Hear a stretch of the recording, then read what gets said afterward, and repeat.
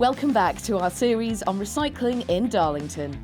We learned in the first couple of episodes why it's so important to recycle properly, making sure your waste isn't contaminated and that everything is getting put in the right compartment. And now it's time for the really fun stuff. I've been invited to ride the truck all the way to the recycling plant to see what happens next. You join us now just outside of Darlington, where we're finding out how to recycle in the right way.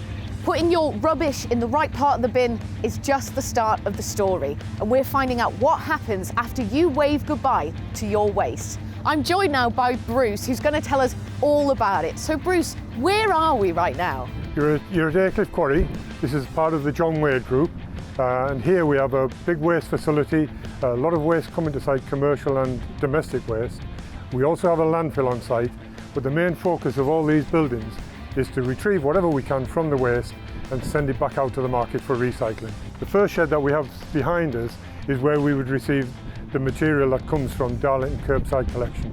That gets delivered into here, we then tip the material off and we sort it into the various products, bale it and onward ship it to the appropriate recyclers. In the main, plastic, paper, metals and glass come from curbside. And that curbside collection, that is all about the residents, isn't it? And how what they do for that curbside collection matters when the rubbish gets here. Absolutely. The better we get it in the truck, the easier it is for us to handle that waste, and equally the better the material is to then send to the appropriate recycler. If it's contaminated, it causes issues, it downvalues the product, and equally it could end up meaning that there's no market for the product. So what happens when the waste is contaminated? What happens then?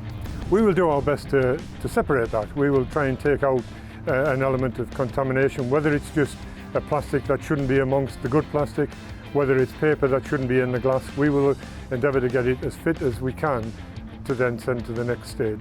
Because I learned earlier today that food can contaminate waste, and even the grease that comes off a pizza onto the pizza box.